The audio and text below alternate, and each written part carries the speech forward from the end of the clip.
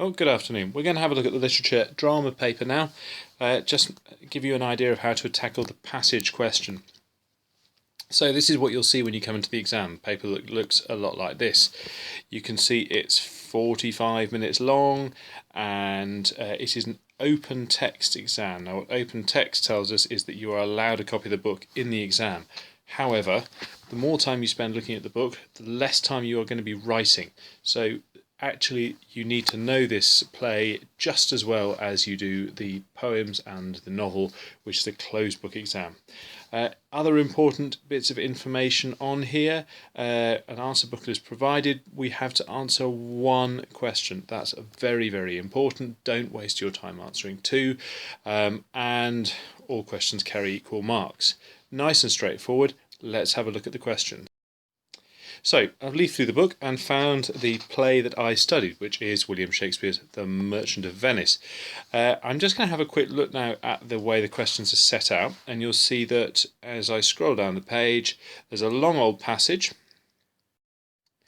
and when I come to the next page, the passage continues, and there's a question at the end of the passage, just about here. The other question, which we call the whole text question, and there's another video coming up on this very soon, appears underneath it. It's quite important, in fact it's very important, that you get the right question for the passage or the whole text. If you try and answer the whole text question, this one, and only refer to the passage, you're going to score very few marks. So just make sure that you found the passage question that goes with the passage. So whenever I look at an exam paper, my first thought is always to try and have a good close read of the question, understand how it works, break it down into its component parts. This question, we're going to look at this one today, I think falls into three parts. Let's read it out and have a good think about it. Does Shakespeare make it possible for you to have any sympathy for Shylock at this moment in the play? So, does Shakespeare make it possible for you to have any sympathy for Shylock at this moment in the play? Well, let's think about this question. You can see it falls into three parts. Does Shakespeare make it possible for you is part one. We'll think about that in a minute. It's not a very important part of the question. To have any sympathy for Shylock, well, that's the actually really important bit. I'm going to put a little star over that. What a nice star. The last part of the question is at this moment in the play. That's quite important because the question of how far we sympathise with Shylock is one of those questions that keeps coming up in our discussion of the play. It'll be something you revise very carefully. However, this passage is telling us, this question is telling us to look only at the passage, not to get distracted and drawn into long discussions of his treatment of Jessica or of his speech in Act 3 where the hath not a Jew, hands, eyes, all that sort of thing. You can mention those in your essay, but they want you to write primarily about the passage on the page. A couple of other things we need to look closely at. There's this word any sympathy. Now I think that's an important word they've put in because it's inviting a little bit of a on the one hand, on the other hand answer. It's not a simple, no, I cannot feel sympathy for Shylock, or yes, I feel sympathy for him. It's recognising that this is an answer that's going to need a little bit of shades of grey. Not 50, but a few. And lastly, this beginning part of the question, you'll notice that in both actually, the writer's name gets a mention. That's because they want you to write about what Shakespeare does with what happens on stage.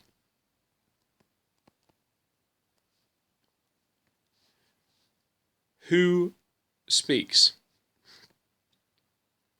and how they speak. In the end, it's Shakespeare's use of language which matters. You can write beautifully about your feelings about Shylock.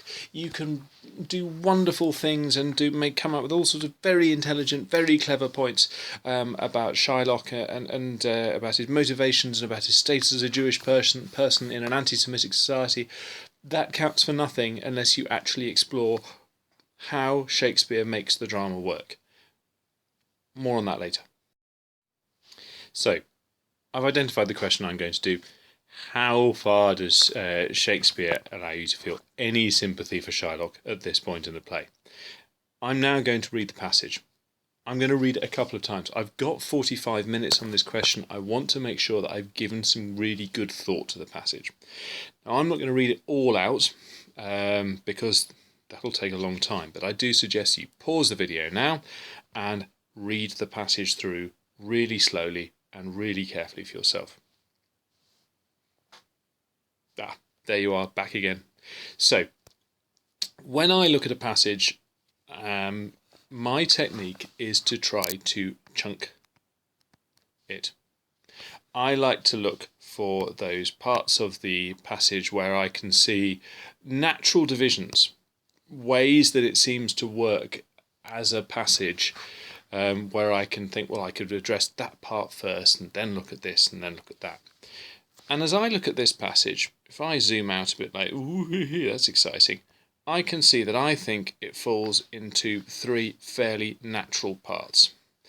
I've got the Duke's speech at the start. I've got Shylock's long speech, and then over the page, I'll come to that in a moment, I have that passage of Stickamithia with Bassanio, the exchange of lines, which concludes the passage. I like to do it like this because I think Shakespeare makes his characters talk in an order. He makes people do things in the order they do them because he wants to have an effect.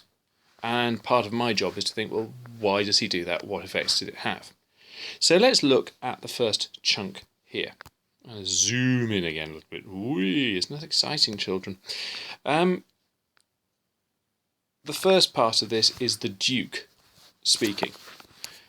And you might think to yourself, well, hold on, what's this got to do with how I feel about Shylock? But actually, I think they've included this speech for a very good reason, and that's because I'm looking at how other characters talk about Shylock.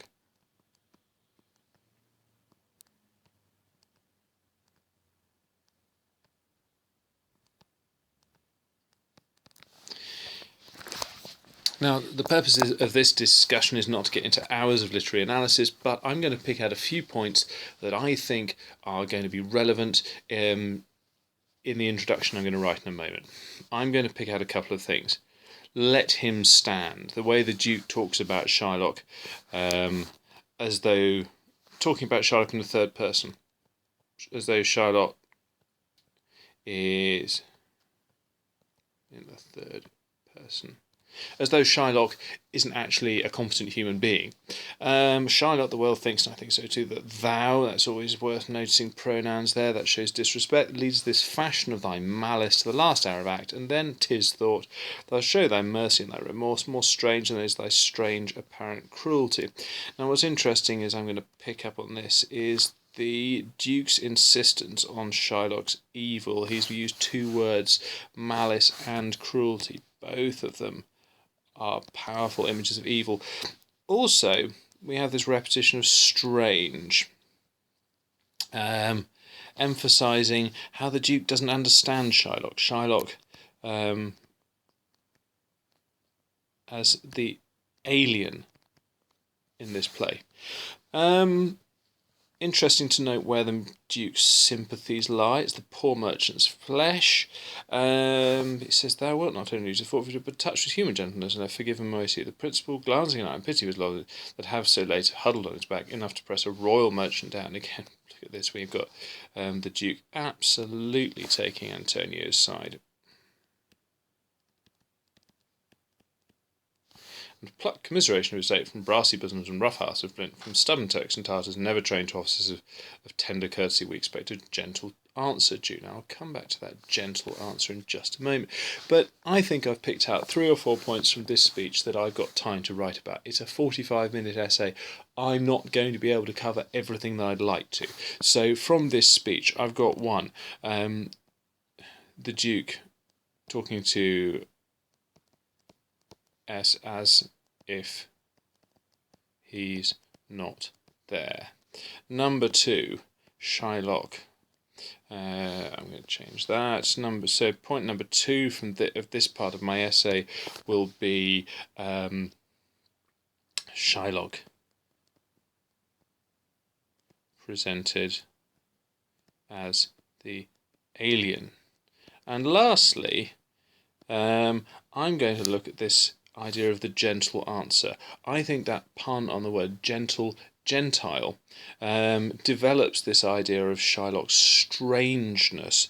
And to me, that's the Duke insisting that Shylock do something which he cannot do. He wants him to behave as a Gentile, and yet he's a Jew. So Shylock is being asked to do the impossible. Now, what I need to think to myself here is, how far did any of these allow me to sympathise with Shylock? I have to agree with the Duke, I think. I think it's very hard not to agree that Shylock's malice and his... I want to find a new coloured pen. Shylock's malice and his cruelty are all there for us to see. However, this question of Shylock's status as an outsider is an important one. I'm not going to go through the whole passage, but you can see the approach I'm taking is, whereas I look at a chunk of the text and draw out 3 or 4 useful, relevant linguistic points, really looking as well for patterns. You can see where I have tried to spot repetitions in language, patterns of imagery that are really important. If I was going to talk about the Shylock speech as well, for example, I might look at the repetition of all these questions, this sort of defiant tone that he strikes here. I might also look at the very short clauses that Shylock tends to speak in, as though conveying his anger, his almost sort of breathless desire for revenge. I would, though also very importantly with Shylock, I think about this thing at the end of Shylock where he concludes his speech. At the very end of it, he tells us that he knows he's going to have to accept inevitable shame. It's important to think about where things come in speeches. If a character ends a speech with something, that's what Shakespeare wants us to think about. So by putting that admission on Shylock's part that he knows he is going to suffer shame for what he's doing now, well, Shakespeare's leaving that for us to think about. So now we're on to the second part of the extract. I want to think a little bit more about this way that Shylock ends his speech. On the one hand, we've just heard that he knows he is going to lose. He is on a losing suit, which could, on the one hand, make me think, well, do I sympathise with Shylock for his nobility, for his self-sacrifice? On the other hand, it's a very frustrating way he ends his speech. He ends with 2 very ambiguous, almost meaningless reasons for why he wants to kill Antonio. And of course, we do at this point need to think back to his "My Daughter, My Ducats" speech. I'm going to just put that there, because I'll come back to it. Yeah, these points about him, about his ambiguity, a lodged hate, a certain loathing. It's very difficult for me as a reader to sympathise with somebody who speaks in such empty terms about why he wants to take a man's life. It's also important here, though, that we remember why Shylock is doing this. Shylock has given us a huge number of reasons over the course of the play for why he hates Antonio. He hates Antonio for he's a Christian. He hates Antonio because he's lent out money gratis and brought down the rate of usance here in Venice. He hates Antonio because Antonio has spat upon him, called him dog. Shakespeare makes it almost impossible. I think actually it's fair to say Shakespeare makes it impossible for us to know the true reason of Shylock's hatred of Antonio. It simply isn't there to find. And that is, on the one hand, that's why he's such a challenging character to sympathise with or not. On the one hand, yes, he is a man who has done who has suffered awful things, who's suffered ostracisation from his community, who's suffered physical assault, verbal assault, he's been spat upon. Yet his decision to kill Antonio also seems to be a misapplication of blame, because the person he should be killing is Lorenzo. Lorenzo stole his daughter, not Antonio. So that's part of my thinking here. I'm going to put this in the margin. Interesting, just one last point. So can I nor will I. Those two little modal verbs, they're really important for Shylock at this in Shakespeare's manipulation of our response to Shylock at this point in the play, because so can I it implies that it's simply not possible. So will I, of course, suggests that he doesn't want to. And we as an audience are trapped between those two verbs. We don't quite know whether it's simple, absolute, overwhelming hatred and resentment at the awful mistreatment he suffered over many years, or is it, on the other hand, simply childish, a grudge. We're going to finish, and we will have a quick look, and I think it's because the exchange between Bassanio and Shylock, always think to yourself, why have they included this bit? They included the Duke's speech, didn't they? So we could see how others talk about him, how authority in Venice treats Shylock in that very inhuman way, an inhumane way. This is an important part of the play, though, because it's the two men who are arguably contending for Antonio's body. Bassanio, who perhaps is Antonio's lover, desires Antonio. Shylock, who desires the pound of Antonio's flesh nearest his heart. It's an interesting way that this passage ends, I think, because Shylock has had his long, it's not quite a soliloquy because he is talking to the people on the stage, but he's had a long speech where he's been able to expand and develop his ideas. Now he's reduced to what we call here stichomy, which is single lines being exchanged between two characters. And we get to a point where it's almost like a playground argument. Two people just shouting at each other, answering each other like children would do, with a question answering a question. It's hard for us. Some people will find I am not bound to please thee as a noble statement of defiance by Shylock. I find the word bound as a bit of a cruel pun at the situation in which he's put Antonio in. It's a difficult way to end the scene, because on the one hand, yes, Bassanio is talking good sense. Every offence is not a hate at first. In other words, simply because somebody has wronged you doesn't mean that you automatically then have to hate them. A very fair thing to say. But, as we know, Shakespeare has made it difficult to sympathise with Christians in this play. Bassanio has, of course, married Portia, swanned off with a large quantity of her money, and in a few lines he and Graziano will both wish that they weren't married. In fact, Graziano will go as far as to wish that his wife were dead, so that he could or she could intercede to God, tell God how horrible Shylock is. So it's an interesting line that we finish the passage with a very ambiguous line. Do we feel sympathy for Shylock as a man who's been stung by a serpent, or do we see this malice in terms of how he is treating Antonio in an entirely unfair way? I'm not sure. I think I'm going to have to write the essay to find out what I think on that one. So, the advantage of doing a passive question, isn't it, that you've got the text in front of you. The disadvantage, you've got to read it. You've got to work out what you think about it. You've got to pick out the language features that you're interested in.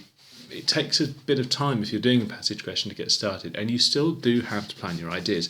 I like to plan very briefly. I think in a 45-minute essay, I have time for 5 paragraphs. Paragraph 1 is my introduction. More on that in a second. Paragraph 2, I'm going to use the structure of the passage, how the Duke treats Shylock, because I think that's a useful way to start. I'm sort of going to have possibly 3.5 on Shylock's defence. It's there to be written about. Let's write plenty about it. And then a short one on the stichomythia. I just want to have a sort of headline for each one. Shylock oppress the alien. Strange. I tend to just try and get myself a theme for the paragraph. As you can see, I've just scribbled down an idea very simply. Shylock's defence. I'm going to put this down. I'm actually going to go for ambiguity. And a useful word, inscrutability. It means he can't be read. And I'm going to think of that a certain loathing, I think the phrase is. I need to look it up again.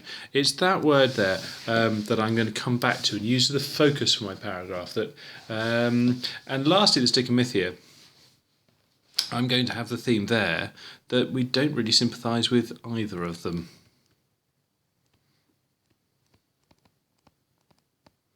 As you can see, in all of these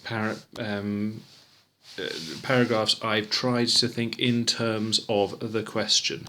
How far can I sympathise with him in paragraph 1? Well, he's oppressed, isn't he? He's the victim of a cruel and inhumane system.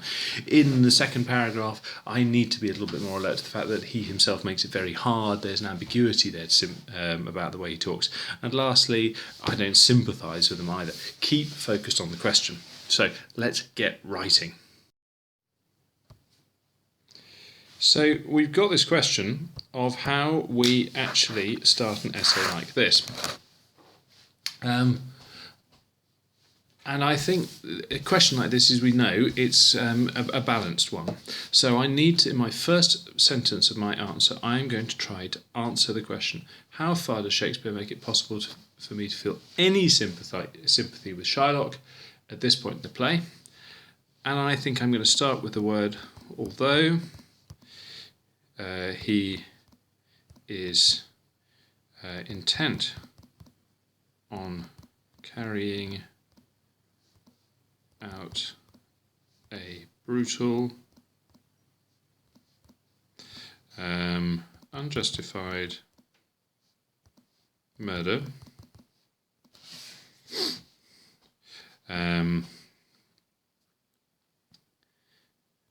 Shylock remains someone with whom the audience can feel some pity at this point in the play. Okay, first sentence sums up what I think. He's evil, he's horrible, but we can sympathise with him up to a point. I now need to unpack that. On the one hand, really useful phrase. he is treated with contempt by the Duke, who emphasises the impossibility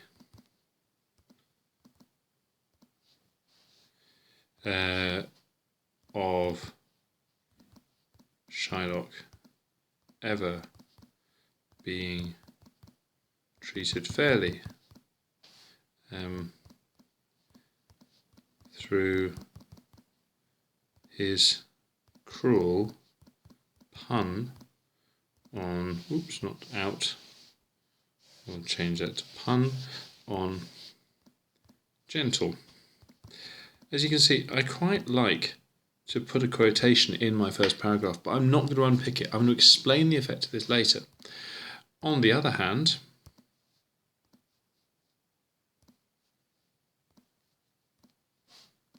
Shylock himself fails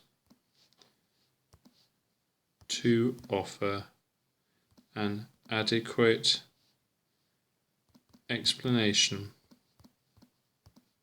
for his actions, merely seeming deliberately cruel and inscrutable. And I'm going to finish my first paragraph with a little summing up sentence that draws me together, and I'm going to use my thoughts about that passage from the Sticky Man Theory. And in the end, however,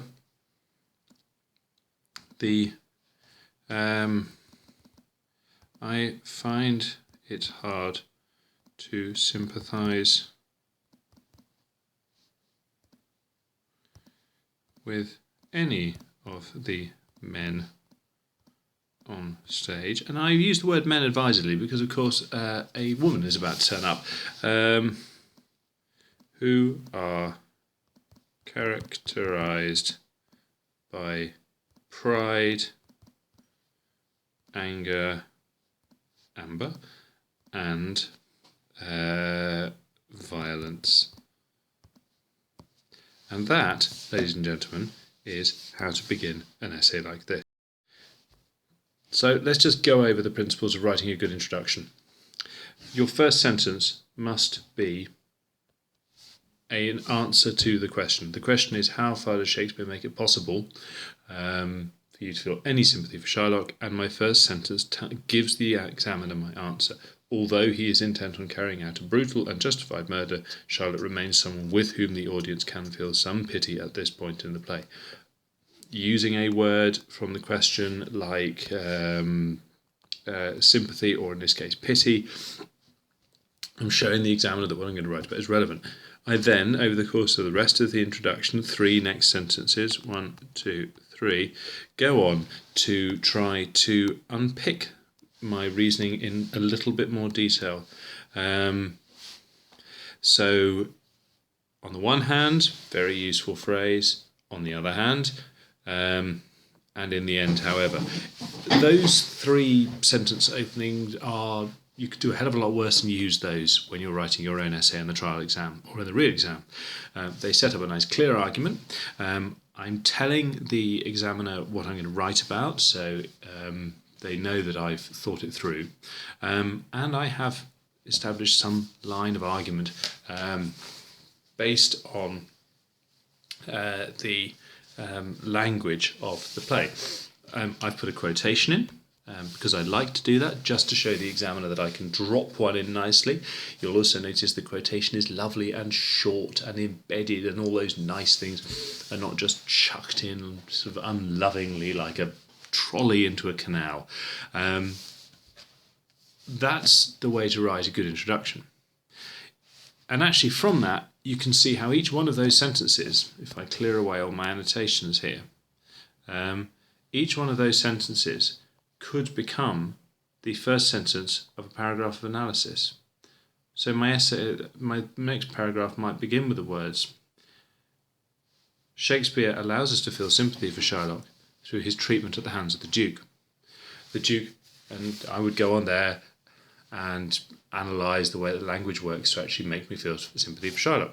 My third paragraph of my essay might say, however, when Shylock himself gets the opportunity to talk, yada, yada, yada, on it goes, you know how this stuff works. So there we are. I hope that's been useful. If you've got any questions, please don't hesitate to drop me an email. I hope you're having a great holiday. Bye.